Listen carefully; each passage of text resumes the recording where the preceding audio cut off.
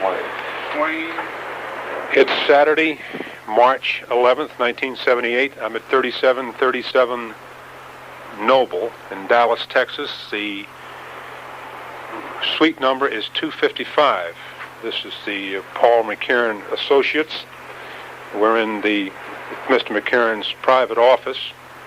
Present is my partner, Investigator Clarence Day, and Mr. McCaghren. He's given us an account of his personal knowledge of the activities last November 22nd, 1963. Mr. McCaghren, I'm going to put this recorder right on your desk so you can see it and talk into it plainly. This is as per arrangement we just made with regard to getting your full permission to record this for clerical purposes. Okay, well, let me digress and tell you that I was one of the 5 investigators, 5 lieutenants that was appointed by Chief Curry to investigate the total happenings in Dallas right after the assassination. And as I was telling you just a few minutes ago, we accumulated all this information that you're looking at now. And essentially, as I said before, if Real Sam Pierce, the lieutenant, had not pulled his squad car out the wrong way of the basement of the City Hall. Now keep in mind, you've seen the basement of the City Hall, haven't you? Yes, sir, I have. Okay. The whole plan was to take Oswald out, put him in the armored car on the south side of the building, the south entrance, south exit. And during that period of time, we found out they did not have an escort. So Pierce came out in his car. He was going to pull all the way around the building and get in front of the armored car. So now, keep in mind, we timed all of this later on. We've got you'll see the pictures there. We also had a timing mechanism on the video cameras, and also keep in mind that these cameras, you probably only saw the actual shooting, but these cameras were running about 10 minutes prior to the shooting. They were constantly going. I don't know if you're aware of that or not.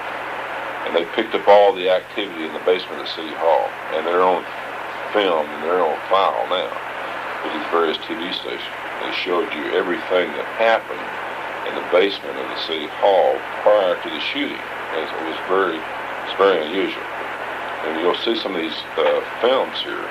The pictures that I have there are still shots that we took off these video cameras that were constantly running down there. They turned these things on and let them warm up, you understand? So Sam pulled his car out the wrong way. And he's going to exit on the north side of the ramp. All right, Vaughn is a patrolman. He's working traffic. He comes up behind Vaughn. All right, first of all, he passes in front of the camera, and there's a picture there of him passing in front of the camera. And we timed all this. Keep this in mind, because I keep saying we timed this because half a block down the street is Western Union, where Jack Ruby is. Now, I know your investigation is centering around the other part, but I'm telling you this as a sideline. So Jack Ruby is out the other end. And about the time that Rio Sam Pierce, or just a couple minutes prior to Rio Sam Pierce getting in his car, Jack Ruby is having a stamp put on a telegram. All right, now then, he is walking. And you'll see a reporting there about Jack Revel and I where we timed him from Western Union until that particular point. And you couldn't have written a play or a diagram that was more precise. By this time, Real Sam Pierce's car had pulled out onto right behind Roy Vaughn. Roy Vaughn doesn't know a car is coming out because a car never comes out of the basement of City Hall. from that angle. It's a one-way entrance. So Vaughn apparently sees him coming out. He steps out and pulls the traffic back with him. Now we run Vaughn, I don't know if you know this now, but we run Roy Vaughn on the polygraph later on to make sure that this did happen. And he pushes the crowd back because there is a crowd there. Jack Ruby is walking all this time. He apparently sees Vaughn pushing the traffic back. He turns and starts walking down, undetected by anyone. At this time, God only knows, but at this time, Oswald is coming out. All right, now Blackie Harrison, one of the cameras picks up Blackie Harrison there. And Blackie he turns and sees Jack. He knows Jack. Now, Blackie's dead now, but Blackie knows Jack Ruby, and I even had a tape where a announcer had his mic up close enough to the whole scene, and Blackie says, "Jack, you son of a bitch," and while all this is going on. Okay? And you can see him from one of the cameras. You see his head coming down through the crowd. And I have the pictures there. And you see his head emerging into the crowd. I even had a voice deal there. That you can almost read it, where Blackie saying, "Jack, you son of a bitch," and takes his cigar out of his mouth and tries to get the gun. See, if it deflected the gun any at all, it would probably killed one of the police officers who was handcuffed to it. But then, essentially, this is what happened. It couldn't have been timed more perfectly. I don't know how the sequence of events come about, but this is what happened, and that's the whole thing in a nutshell. Well, it's just one of those unusual occurrences. Sure. I want to make sure this Now, is done right. you'll see a map in there of a placement of everyone in the basement of City Hall. It's a diagram of City Hall. I made up that diagram. Okay. And questioned most of the people that were there in the basement of City Hall.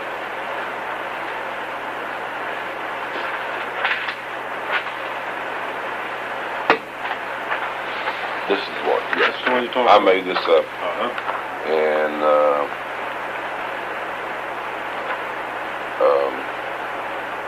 perhaps as a sidelight and amusing part about this, Captain Noe Jones, we couldn't place him down in the basement of City Hall. He was there. Oh. And yet we ran the cameras, and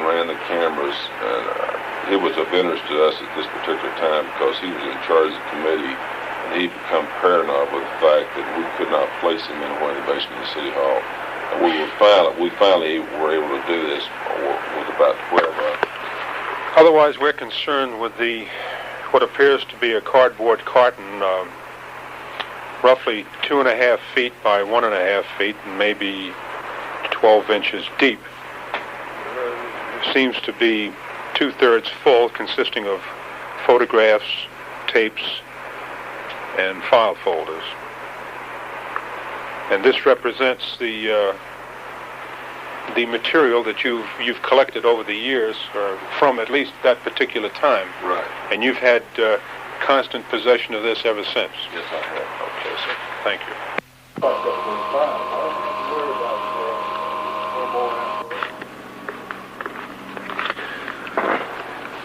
This should be a note with regard to the Paul McCaghren file.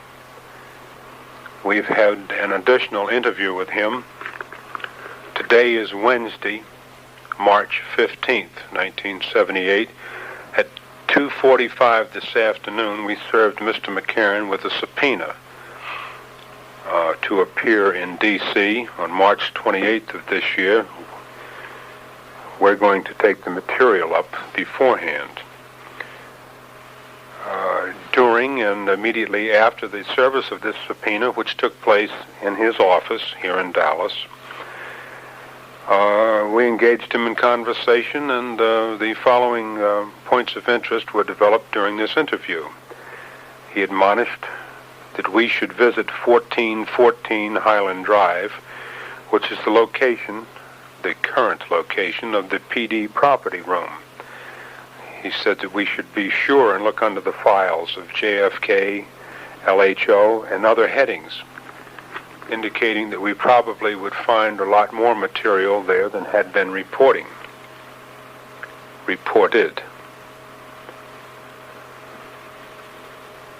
In another field, he suggested we run down the Jennifer Junior's dress manufacturing company, supposed to be still located here in Dallas, although they were at 501 Elm Street. That's the building directly across the street from the TSBD. Houston Street separates those two buildings. He indicated that he had information at the time, indirect as it was, that none of the ladies who worked for this particular company were interviewed, although in later days rumors circulated to the effect that some of them had in fact seen what they described as a broomstick jutting out of the window on the 6th floor just before and or during the shooting. We'll have to run this information out. Paragraph. He also alludes to a man by the name of Walsh. That's the surname, W-A-L-S-H. That's the surname, W-A-L-S-H, who was probably with Army intelligence, assigned to the Dallas, Texas area. This was a short time prior to the assassination of President Kennedy. This man was supposed to have sent a very important telegram to Florida, no city mentioned. It concerned the statement made by Detective Stringfellow of the Dallas PD, made either to or overheard by Mr. Walsh, and alluded to a threat of some type on President Kennedy's life. McCagren's best information is that the now retired detective. This is a continuation of the interview dated March 15th, 1978, Wednesday, that emanated from the service of the subpoena on Mr. McCaghren. Continuing with this miscellaneous information, he indicated that we should check into Lieutenant George Butler, since retired, describing him as the man that held the handkerchief over his face. This is depicted in the photos of the Oswald shooting in the basement of the building by Ruby. He indicated that Lieutenant George Butler was extremely close socially with H.L. Hunt. Pointed out that Lieutenant Butler was responsible for starting the Dallas Police Association, and that the influence of H.L. Hunt in this particular endeavor was very obvious.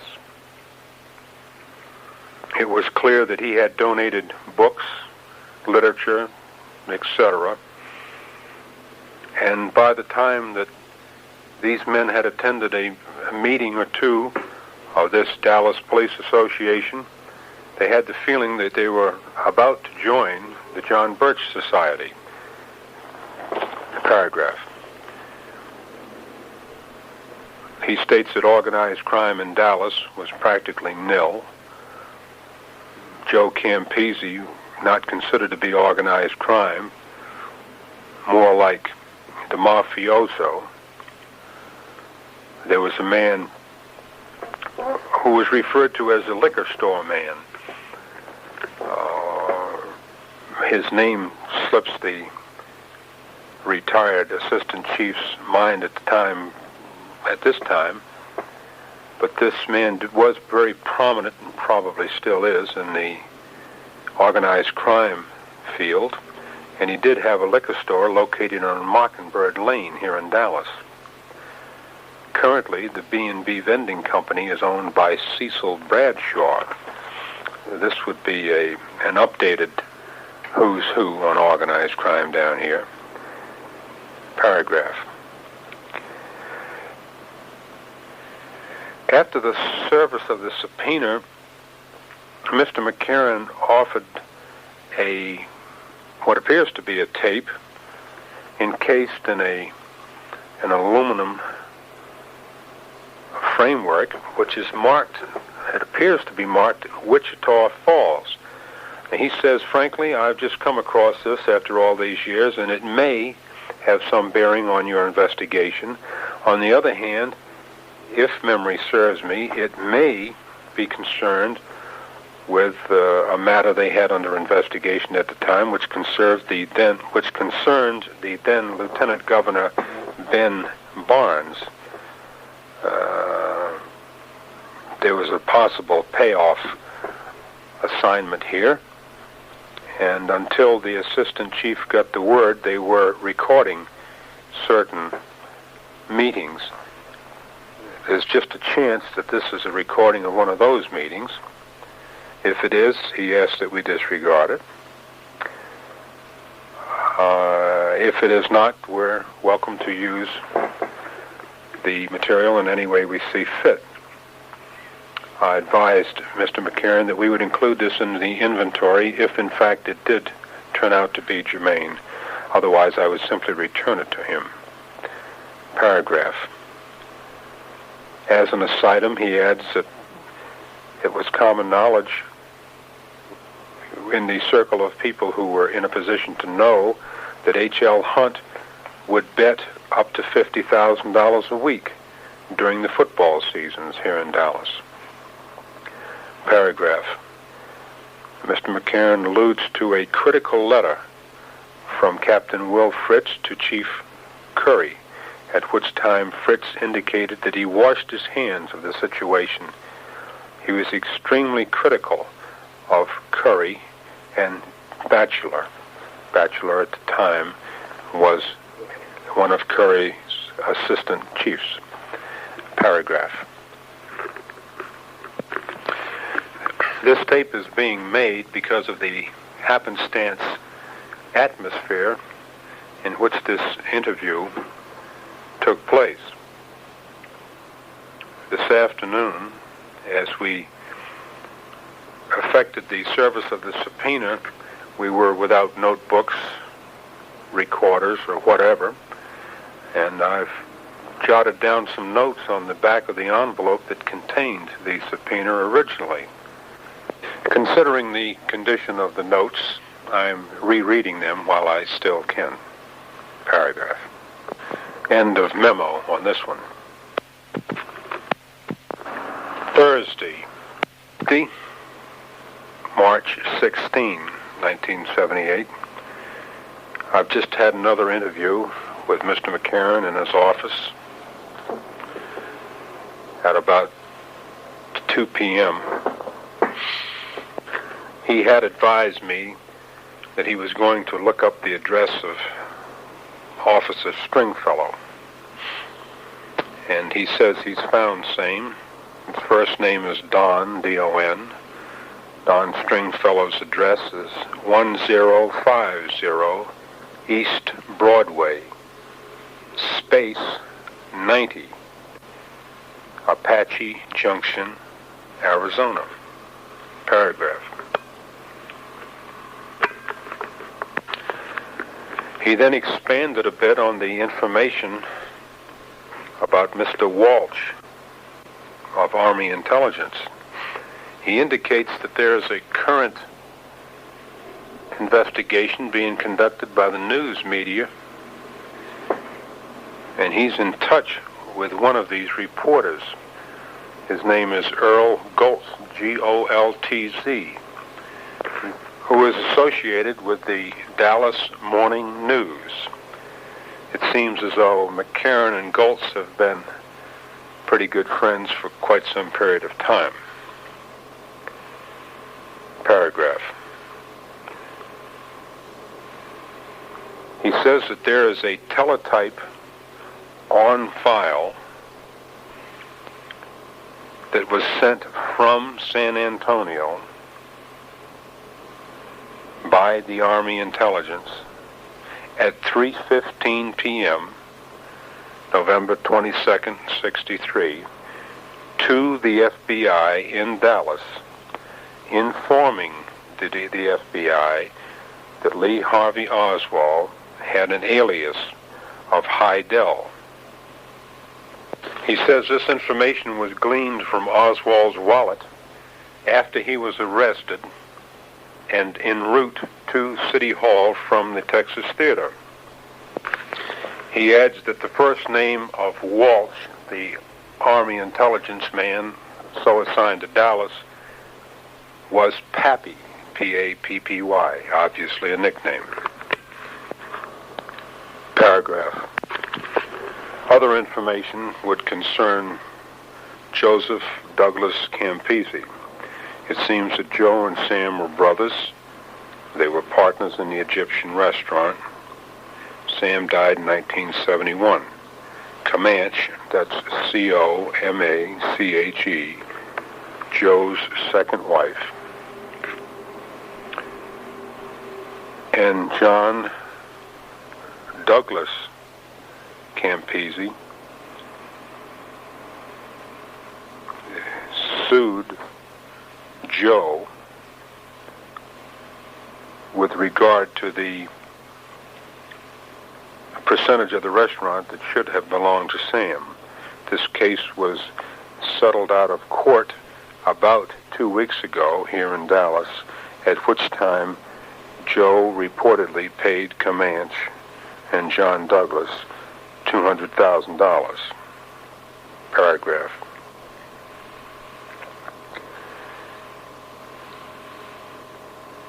Joe Campisi,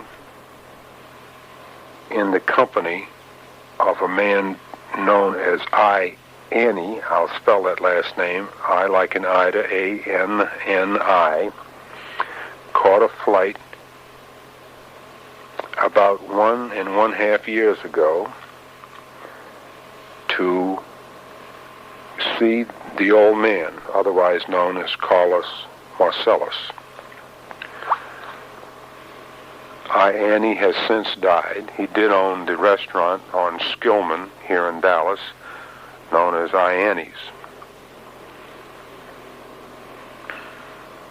Corky, one of Joe's sons, is supposed to do all the booking in the Egyptian restaurant. Joe doesn't do it. Joe used to call Carlos Marcellus in 1970 and 1971.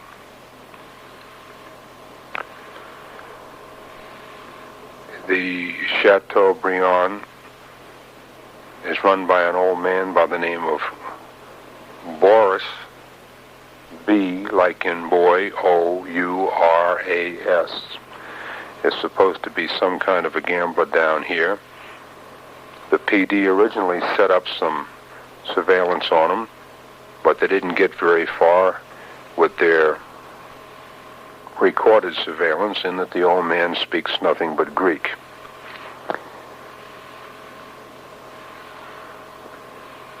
Joe Campisi was, and probably still is, an FBI informant. Period. Paragraph. Bobby Chapman, Dallas's biggest bookie currently, is a good friend of Joe Campisi. Bobby's recently been charged and convicted on some gambling counts. At this particular time, I believe the sentencing is being looked into. He keeps an association in that business with a fellow by the name of Joe Paterno, Petrono. The main operation is out of Bobby Chapman's automobile lot, which is located on Ross Avenue here in Dallas. Period paragraph. Lieutenant George Butler came apart 3 or 4 minutes before Lee Harvey Oswald was brought downstairs in the basement. Mr. McCaghren suggests we find who the reporter was that was standing right next to him. This particular reporter has since made comments on the lieutenant's extremely nervous condition. Period paragraph. Mr. McCaghren knew Dave Hartness. He was a traffic sergeant, probably a retired DPD right now. He also knew Jimmy Valentine. He was a patrolman. Period paragraph. That should be the end of this memo.